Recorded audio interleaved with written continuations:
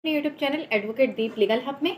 आज के इस वीडियो में हम बात करेंगे आपकी एक क्वेरी के बारे में जो कि बहुत बार कमेंट में आपने पूछा है कि अगर एक पक्षकार चाह रहा है, मतलब कि पति या पत्नी में से कोई एक चाहता है डाइवोर्स देना लेकिन दूसरा पक्षकार नहीं चाह रहा है, तो ऐसे में क्या होगा। पत्नियों का क्वेश्चन रहता है कि मैम मेरे पति ने नोटिस हमें भेजी है डाइवोर्स के लिए पर मैं नहीं देना चाहती, अब मुझे क्या करना चाहिए।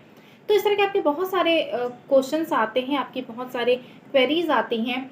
और अभी हाल में ही एक और कमेंट ऐसा आया था जिस पर ये था कि आप इस पर एक फुल डिटेल में एक वीडियो बनाएं। तो आज का ये वीडियो आप लोगों के लिए ही है जिनको ये जानना होता है कि अगर एक पक्षकार तो चाह रहा है डाइवोर्स देना लेकिन दूसरा पक्षकार नहीं चाह रहा है, तो ऐसे में क्या किया जा सकता है।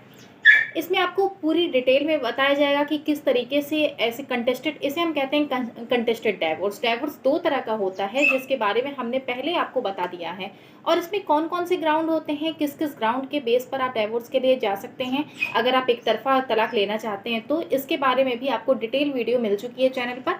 अगर अब तक आपने ये नहीं देखा होगा तो अब आप जा करके चैनल पर इसे देख लें। आपको चैनल पर ये वीडियो मिल जाएगा कि किन किन आधार पर आप तलाक ले सकते हैं।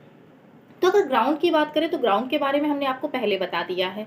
आज के इस वीडियो में हम कुछ ऐसे पॉइंट हैं जिनके बारे में हम बात करेंगे। सबसे पहला पॉइंट कि आपकी जब मैरिज होती है उसके कितने साल बाद, कितने समय बाद आप डाइवोर्स दे देते हैं।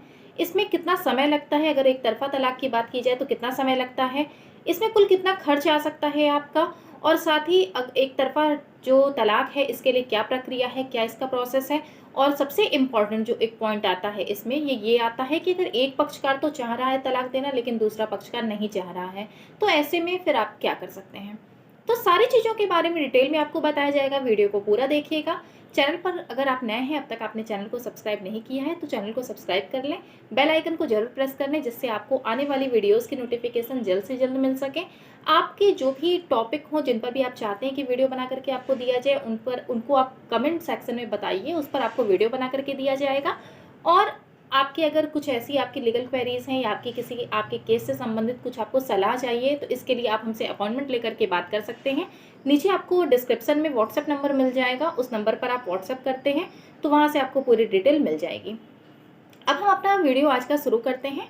तो सबसे पहला हम जो पॉइंट उठाएंगे तो वो ये होगा कि एक तरफा जो तलाक है ये किस तरीके से दिया जा सकता है, इसकी क्या प्रक्रिया है। तो अगर हम प्रक्रिया की बात करें तो हम सबसे पहले आपका ये जानना जरूरी है कि अगर पति या पत्नी में से कोई भी तलाक चाहता है, जबकि आपके बीच का संबंध इतना खराब हो चुका है कि अब आपको पता है कि ये आगे कंटिन्यू नहीं किया जा सकता, तो आपके पास जो आप एक जरिया है वो है डाइवोर्स का। तो आप बढ़ते हैं डाइवोर्स की तरफ, और डाइवोर्स की तरफ आप जब बढ़ते हैं तो आपका ये जानना जरूरी है कि डाइवोर्स दो तरह से होते हैं। एक तो होता है आपसी सहमति से और दूसरा होता है एक तरफा।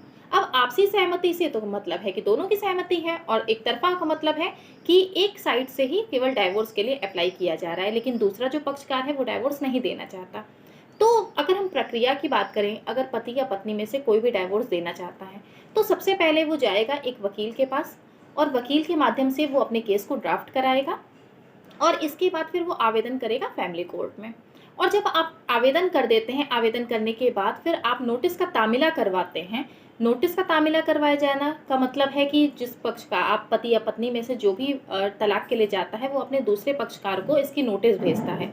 अब नोटिस भेजने का मतलब ये हुआ कि जो दूसरा पक्षकार है उसे सूचना भी तो होनी चाहिए कि आपने डाइवोर्स फाइल किया है। तो सूचना कैसे होगी, तो सूचना होगी कि आपने नोटिस का तामीला कराया है। तामीला आप जब कराते हैं उसके पास नोटिस जाता है, और नोटिस में एक डेट दी रहती है जिसमें यह बताया जाता है कि आपको इस दिन पर न्यायालय में उपस्थित होना है। तो जो डेट दी जाएगी न्यायालय में उपस्थित होने के लिए, उस डेट पर आपको हाजिर होना होगा। जो दूसरा पक्षकार है वो भी जाएगा और आप भी जाएंगे, दोनों उस डेट पर जाएंगे। अब यहाँ पर एक बात और आती है कि अगर एक जो पक्षकार है जिससे नोटिस का तामीला हुआ है उसके पास नोटिस उसे मिल गई है लेकिन वो दूसरे डेट पर नहीं आता है, और जब वो नहीं आ रहा है तो न्यायालय सारी चीज़ों को देखते हुए, उस पर सुनते हुए वो एक तरफा तलाक की डिग्री को पारित कर सकती है। लेकिन एक तरफा तलाक की डिग्री जब पारित होती है, एक पक्षी एक्स पार्टी जब डिग्री आपको मिलती है, तो इसके लिए फिर जो दूसरा पक्षकार है वो अपील कर सकता है। अपील की अवधि 30 दिन की रहेगी, 30 दिन के अंदर वो इसके लिए अपील कर सकेगा। इसमें उसका जो भी कारण होगा कि जिस वजह से वो नहीं आ पाया, या फिर ऐसा है कि उसे नोटिस प्राप्त ही नहीं हुई थी, उसे नोटिस की कोई सूचना मिली ही नहीं, इस वजह से वो न्यायालय में उपस्थित नहीं हो पाया, तो जो भी आपका रीज़न होगा उस रीज़न को आप ले जाते हुए आप अपील करेंगे।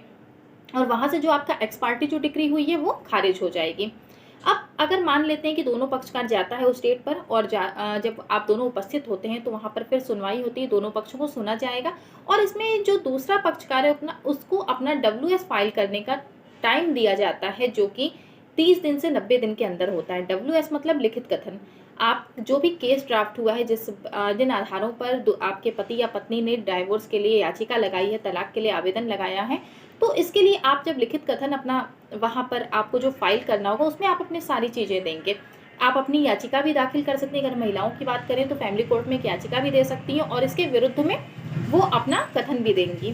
तो जब आप अपना लिखित कथन को जब आप देते हैं तो उसमें आप सारी चीज़ों को बताते हैं कि किन इसमें जो भी आधार दिए गए हैं वो क्या झूठे हैं क्या नहीं, और सारी चीज़ें होती हैं। तो इस तरीके से फिर इसमें एक जिरा होगी, दोनों पक्ष के जो वकील हैं वो जिरा करेंगे, जो विरुद्ध पार्टी है उसकी जिरा की जाएगी और फिर न्यायालय जैसा उचित समझेगी उस अनुसार ही वो आपको डिक्री पारित करेगी। या तो इसे खारिज भी किया जा सकता है या फिर आपने अगर आवेदन किया है और आपके जो ग्राउंड है वो न्यायालय को इस बात से सहमत हो जाती है कि वो सही है, तो उन आधार पर वो तलाक की याचिका भी तलाक के लिए वो डिक्री भी पारित कर सकती है। वो आपकी तलाक की याचिका को फुलफिल करने के बाद आपको तलाक की डिक्री दे देती है। अब इसमें अगर हम बात करें कि कितने दिन का समय लगेगा, तो कितने दिन का समय लगेगा ये अगर इसकी एक अवधि देखी जाए, वैसे तो ये बहुत लंबा, अगर एक तरफा तलाक की हम बात करते हैं तो एक तरफा तलाक बहुत ही लंबा इसकी अवधि खिंच जाती है। लेकिन इसका अगर एक टाइम पीरियड की बात करें तो 180 दिन लमसम होता है कि 180 दिन का समय तो लगना ही लगना है। और यही आपका अगर आपसी सहमति से होता है तो इसमें भी आपका फर्स्ट मोशन, सेकंड मोशन, ये सारी चीज़ें होती हैं। तो इसके अनुसार ही आपका, और कहीं-कहीं ये होता है कि अगर आप कुछ एप्लीकेशन लगा देते हैं जिस पर 1-2 केस भी आ चुका है जिसमें कि ये जो फर्स्ट मोशन, सेकंड मोशन की अवधि को ख़त्म भी किया जा चुका है। तो ये सारी चीज़ें अलग-अलग होती हैं दोनों में। अगर हम समय की बात करते हैं कि किसमें सबसे ज़्यादा समय लगता है, तो सबसे ज़्यादा समय लगता है हमारा एक तरफा डाइवोर्स का। अगर हम केस फाइल करते हैं तो इसमें सबसे ज़्यादा समय लगता है, जबकि आपसी सहमति से जो तलाक होता है उसमें बहुत ज़्यादा समय नहीं लगता या ये इसकी प्रक्रिया बहुत ज़्यादा खींचे जाने वाली नहीं होती है। फिर हाँ, अगर हम अपना दूसरा क्वेश्चन लें कि इसमें विवाह के कितने समय बाद आप डाइवोर्स के लिए अप्लाई कर सकते हैं, तो कम से कम पति और पत्नी का 1 साल तक अलग रहना ज़रूरी होता है कि आप 1 साल तक एक दूसरे से अलग रह रहे हैं। इस आधार पर आप डाइवोर्स के लिए एप्लीकेशन लगा सकते हैं कि यहाँ पर ये देखा जाएगा कि आप इतने समय से एक दूसरे से अलग रह रहे हैं तो आपके बीच का जो आपका रिलेशन है वो पहले ही बहुत ज़्यादा खराब हो चुका है।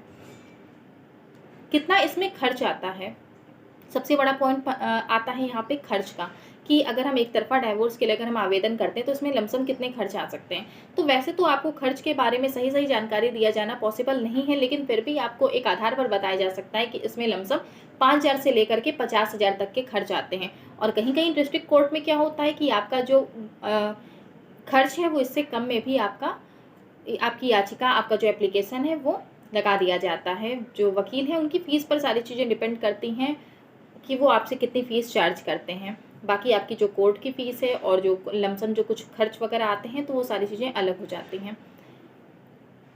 और एक आपका जो सबसे मेन पॉइंट होता है कि आप लोगों का बहुत ज़्यादा मैसेज आता है, ख़ास करके महिलाओं का ये मैसेज आता है कि मेरा पति चाहता है मुझसे तलाक लेना लेकिन मैं नहीं देना चाहती, तो ऐसे में मैं क्या करूँ? तो देखिए, आपको पहले ही बता दिया है, जो इसकी प्रक्रिया है वो प्रक्रिया क्या है। तो प्रक्रिया में है कि आपको WS फाइल करना है और आप जब कोर्ट में जाती हैं तो वहाँ पर आप अपनी बात को रख सकती हैं।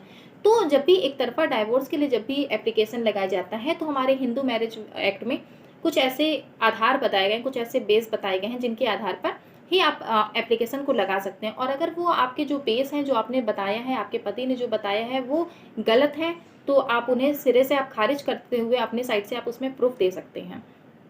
तो आपके पति जो हैं वो आपसे एक तरफा तलाक नहीं ले पाएंगे। तो इसका एक लंबा प्रोसेस होता है। तो ज़रूरी नहीं है कि अगर एक बार एप्लीकेशन आपके पति ने लगा दिया और आपको नोटिस मिल गई है तो आपका तलाक हो ही जाएगा। इसके बारे में हमने आपको एक फुल वीडियो दे दिया है पहले भी। तो ये ज़रूरी नहीं है, बस आपको पता होना चाहिए कि अगर आपको नोटिस मिली है तो आप किसी अच्छे वकील को करिए और उनके माध्यम से अपना WS फाइल करवाइए। आप डेट पर जाइए और जाकर के अपनी जो भी चीज़ें हैं कोर्ट में आप अपनी बातों को रखिए। सारी चीज़ें जब आप अपने हिसाब से करती हैं और जो भी चीज़ें सही हैं वो जब आप न्यायालय को बताती हैं तो जो आपके पति ने एप्लीकेशन लगाई हुई है डाइवोर्स के लिए वो खारिज हो जाएगी और उनको डाइवोर्स नहीं मिलेगा।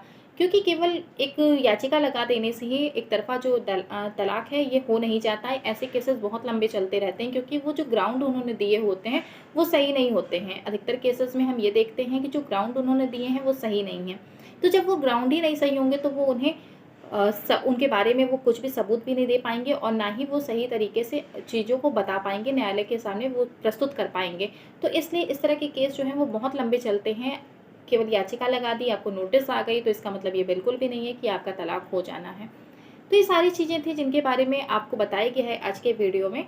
अगर अभी भी आपको कुछ जानकारी चाहिए तो आप नीचे कमेंट में लिखिए, और ये अगर आपका कोई ऐसा आपको लीगल एडवाइस चाहिए, कोई आपको सलाह चाहिए तो आप कमेंट बॉक्स में आपको नीचे आपको डिस्क्रिप्शन में एक व्हाट्सएप नंबर मिलेगा, उस पर आप व्हाट्सएप करिए, वहाँ से आप अपनी पूरी डिटेल वहाँ से लीजिए और उसके अनुसार आप जब उनके सारे स्टेप को आप फुलफ़िल करती हैं, फॉलो करते हैं या करती हैं, तो उसके बाद फिर आपकी हमसे बात हो जाएगी और आपको जो भी जानकारी चाहिए आप हमसे ले सकते हैं। तो आज की वीडियो में आपको एक तरफ़ा तलाक से संबंधित बहुत सारी जानकारियाँ दी गई हैं, इन्हें आप ध्यान से सुनिए। आपकी बहुत सारी ऐसी क्वेरीज़ हैं जो कि आपके समझ में आ जाएँगी, आपको समझ में आएगा कि हाँ, ये चीज़ें एक्चुअल में क्या हैं। बाकी अगर आपको किसी भी टॉपिक पर वीडियो चाहिए तो आप नीचे कमेंट बॉक्स में बताइए, उस पर भी वीडियो बना करके आपको दिया जाएगा। वीडियो को लास्ट तक देखने के लिए बहुत-बहुत धन्यवाद।